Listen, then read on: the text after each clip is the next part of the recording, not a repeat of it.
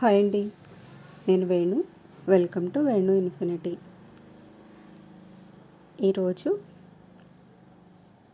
మా గ్రేప్స్ మళ్ళీ హార్వెస్ట్ చేస్తున్నానండి. పచ్చికాయలు ఇదివరకు కోసిన కాయలు అయితే పప్పులోకి కోసానండి. ఇప్పుడు మళ్ళీ కోసి వీటితో ఆవకాయ చేద్దాం అనుకుంటున్నానండి.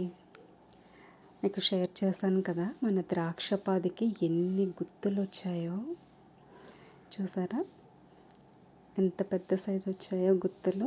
కాయలు కూడా పెద్ద సైజు వచ్చాయండి.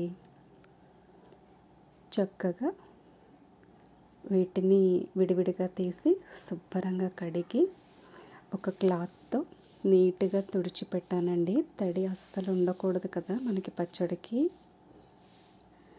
వీటికి చాకుతో కొన్నింటికి ఘాట్లు పెట్టానండి.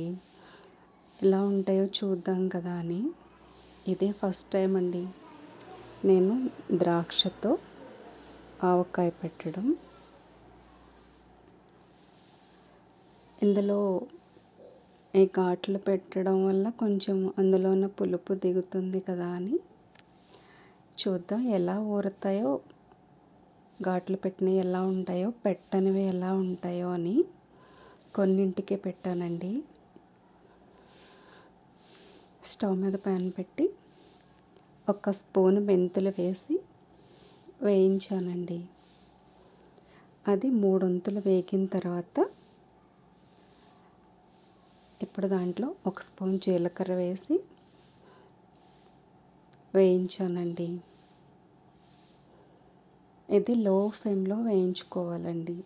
మనం హై ఫ్లేమ్లో అయితే మాడిపోతాయి తప్ప లోపల మెంతులు వేగవు. ఇవి రెండు పక్కకు పెట్టేసుకొని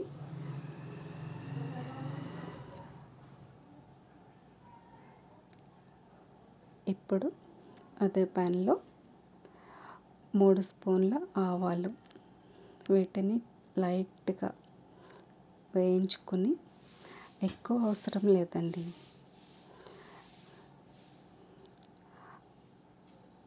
ఒక 30 మినిట్స్ వేయించుకొని ఇలా మిక్సీ పట్టేసానండి. ఇప్పుడు ఒక బౌల్లో గ్రేప్స్,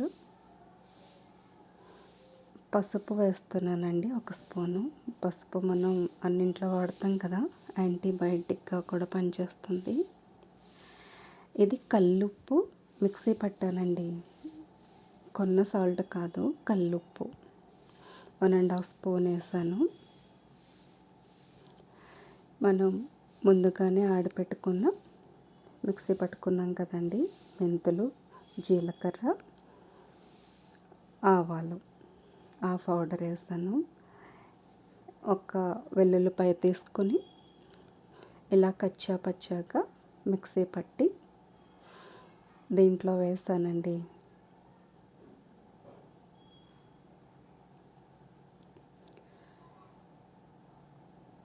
మనం పాయల్లాగా వేసుకుంటే ఈ పచ్చడి తొందరగా తినేస్తాం కదా, అవి ఊరవు కదండి.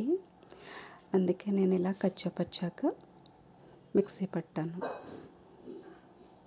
దాంట్లో 5 స్పూన్లు కారం వేసానండి. ఇప్పుడు ఇవన్నీ బాగా మిక్స్ చేసుకుందాం.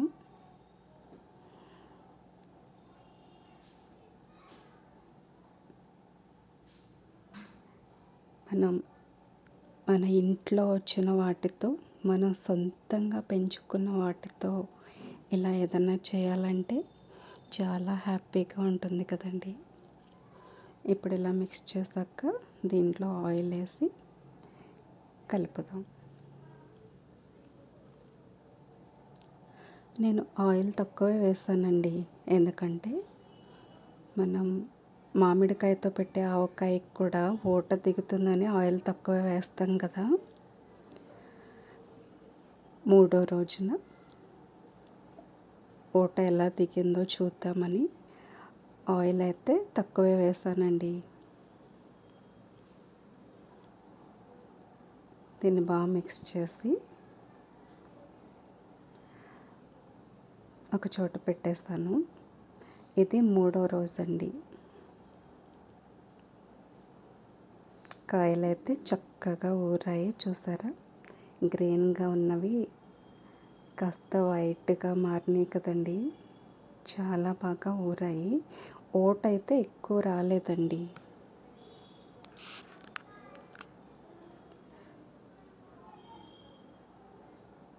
కానీ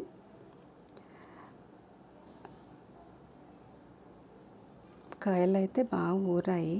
ఎక్కువ ఓట రాకపోవడం వల్ల ఇప్పుడు ఇంకొంచెం ఆయిల్ వేసి మిక్స్ చేస్తానండి.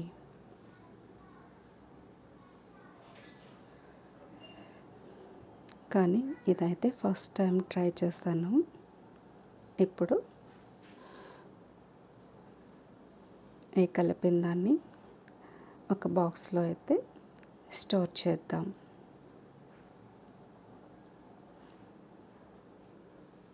ఎలా ఉందండి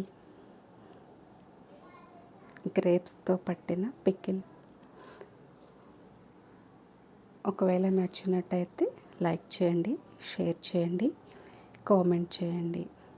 కొత్తగా చూస్తుంటే సబ్స్క్రైబ్ చేసుకోండి. Thanks for watching.